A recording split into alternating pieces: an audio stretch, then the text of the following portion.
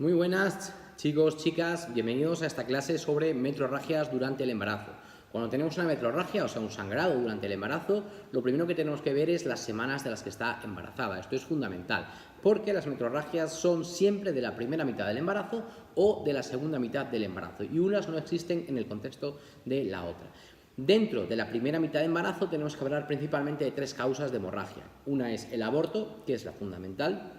La segunda sería el embarazo ectópico y la tercera sería la mola.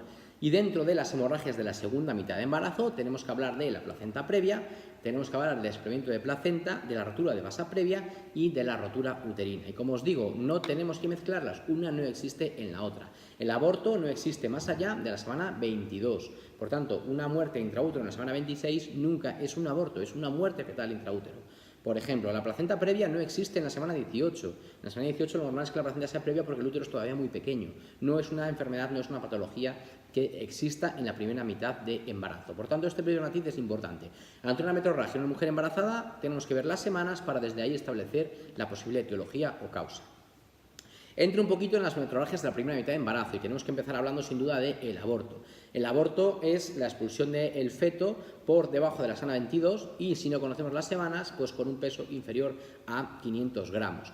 El aborto siempre requiere un apellido. ¿Cuál es el apellido? Pues en función de qué se haya producido. Por ejemplo, hablamos de aborto incompleto o completo, en función de ha sido expulsado si digamos que el interior del útero está vacío o no, si quedan restos, completo o incompleto, inevitable o en curso si se está produciendo en ese momento, diferido si se ha producido la muerte fetal intraútero pero no ha sido expulsado nada.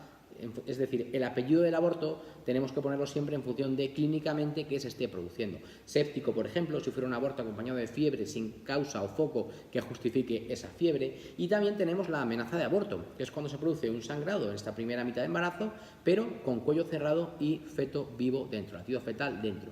Por tanto, al aborto siempre hay que ponerle un apellido. ¿Por qué? Porque la actuación clínica va a depender un poquito del apellido que le pongamos. En caso de una amenaza de aborto, ¿qué tenemos que hacer? Reposo y ver evolución. En caso de un aborto completo, ¿qué hay que hacer? Nada, por ejemplo. En caso de un aborto incompleto o un aborto diferido, ¿qué habría que hacer? Intentar vaciar el útero con un legrado, con prostaglandina si fuera un aborto diferido, por ejemplo. La diferencia variaría un poquito en función del apellido que tenga el aborto. Por tanto, es muy importante, como os digo, ponerle siempre un apellido al aborto.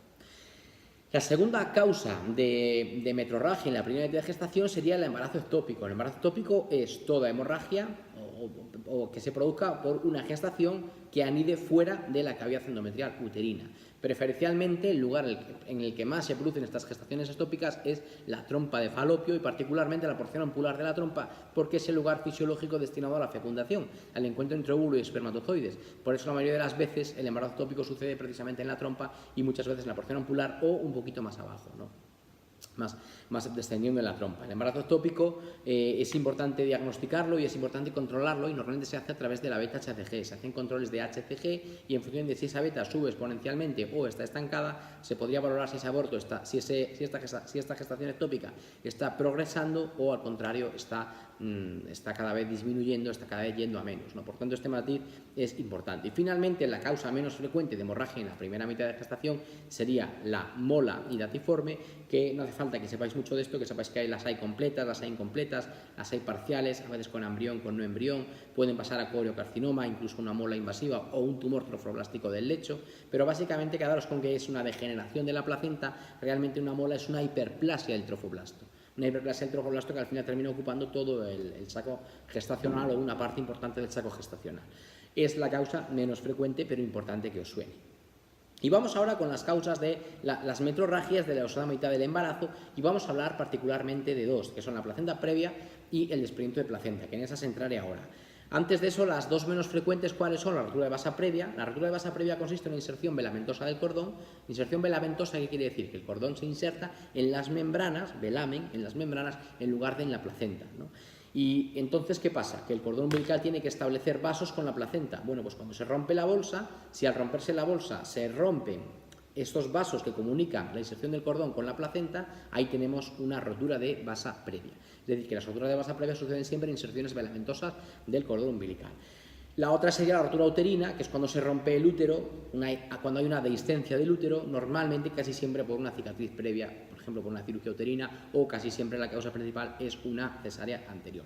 Pero vamos con las dos causas principales de hemorragia en la segunda mitad de embarazo y profundizamos un poquito más en ellas. Vamos a empezar hablando de la placenta previa. ¿Qué es una placenta previa? Una placenta implantada en el segmento uterino inferior. Eso es una placenta previa. Y puede ser marginal o oclusiva. Marginal también podríamos llamarla a no oclusiva o oclusiva, si es más fácil así.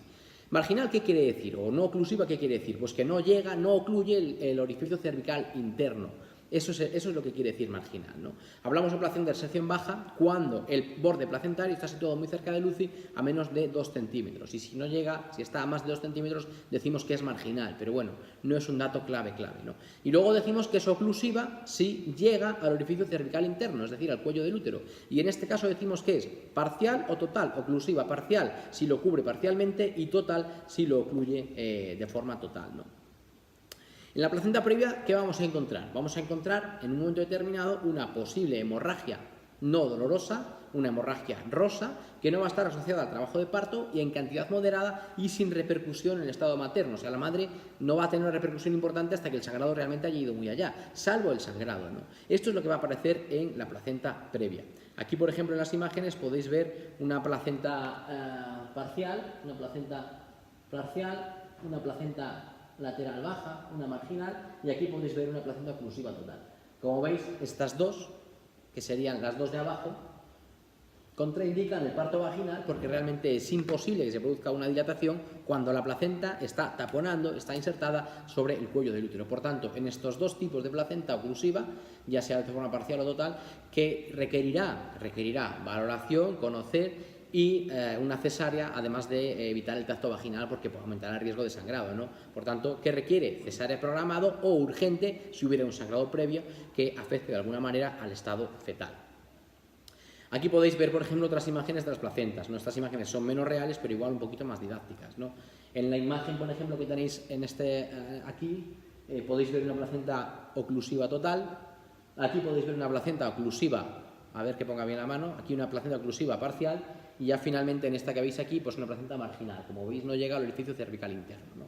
En estos casos, como os digo, si es oclusiva, requerirá cesárea. Si no es oclusiva, sí que se puede hacer parto vaginal, porque aunque cuando se produzca la dilatación puede provocar algún sangrado, pero muchas veces la cabeza comprime esos cotiledones y no se produce sangrado. Por tanto, en esos casos sí que se puede hacer parto vaginal. Sin embargo, si la placenta previa es oclusiva total, ya sea parcial, es oclusiva parcial o total, requiere siempre nacer por cesárea. Urgente si hay sangrado con repercusión del estado fetal, o programada si no se ha producido antes ese sangrado. La siguiente causa de hemorragia en la segunda mitad de embarazo es el desprendimiento de placenta, que consiste en la separación de la placenta de forma total, en este caso es muy grave, provoca la muerte fetal en la mayoría de los casos, o parcial, de una placenta que está insertada normalmente, que está insertada bien en el segmento uterino superior. ¿Qué va a producir aquí? Pues un sangrado, igual que la placenta previa, pero ojo, este sangrado es oscuro y además provoca dolor e hipertonía uterina. Esto es muy importante, ¿no? En fase hemorragia puede llegar al cuadro llamado útero de Cavalier. ¿Qué quiere decir esto? Pues un útero muy duro, muy lechoso. ¿Por qué? Porque hay una infiltración hemática del miometrio. Es como si tú te caes y se te produce un hematoma en un músculo, por ejemplo en el cuádriceps. Pues ese cuádriceps te va a doler por el hematoma que tienes, ¿no? Pues cuando se produce un desprendimiento de placenta va a haber una infiltración hemática del miometrio, del músculo del útero. ¿Qué provoca esto? Pues que esa infiltración hemática en el músculo uterino, en el miometrio, va a provocar dolor e hipertonía. Por ese motivo, en el desprendimiento de placenta, la madre, la embarazada, sí que va a tener cuadro clínico, va a tener este dolor, va a tener esta hipertonía, aparte de la hemorragia, que es oscura, porque va a estar mezclada con coágulos, cosa que en la placenta previa no sucedía. Comentaros que son factores de riesgo, el principal, la hipertensión arterial, sin duda, pero también lo son, por ejemplo, los traumatismos abdominales, también lo es el consumo de tabaco o el de cocaína. Todos estos factores pueden provocar un desprendimiento de placenta normo-inserta. ¿Y el tratamiento cuál será? Pues en función del estado de la madre, del feto, del grado de desprendimiento y de la edad gestacional. Pero si el feto está afectado, pues siempre hay que valorar finalizar gestación porque realmente puede ser un cuadro muy grave, ¿no? Aquí podéis ver, por ejemplo, un desprendimiento de placenta. Como veis en la parte de arriba se está acumulando un hematoma retroplacentario, todo esto que veis ahí arriba. Lógicamente este desprendimiento de placenta, que es total, pues este feto se va a morir en unos pocos minutos si no es extraído. En este desprendimiento de placenta con este hematoma retroplacentario, sin duda vamos a encontrar en la madre útero Cavalier, dolor, intranquilidad, útero muy contraído, ¿no? Muy duro, claro, lógicamente infiltración hemática, útero de Cavalier, y vamos a encontrar claramente una repercusión fetal porque este feto no tiene, en este momento no le está llegando nada, ¿no? Por tanto, este feto va a tener una hipoxia y se va a morir en muy poquitos minutos si no es extraído en este caso. Para terminar, comentaros un poquito, por ejemplo, esta pregunta fue muy conflictiva, la pusieron en un EIC de hace mucho ya, 2004, pero quiero comentarla. Dice la pregunta: el sangrado vaginal sin dolor a partir de la semana 20 de embarazo es un signo claro de... Y mucha gente que respondió a esta pregunta, un aborto en curso, porque dice la semana 20, por tanto hasta la 22 incluía el aborto, es un aborto en curso. Es incorrecta esta respuesta. ¿Por qué? Porque primero es sin dolor y si fuera un aborto en curso provocaría dolor. Por tanto, primer punto importante. Segundo punto importante, nos dice a partir de la semana 20 de embarazo. Por tanto, de la semana 20 en adelante puede ser hasta la 41 o hasta la 42. Es decir, que hay todo ese margen posible. Por tanto, la respuesta más correcta que tendríamos que dar aquí es la opción número 4, placenta previa. No caer en la trampa y responder la 5, aborto en curso. ¿Veis un poquito el matiz? Bueno, espero que os haya ayudado esta clase, espero que sí. Si os gustan, pues os veo en la siguiente videoclase. Chao.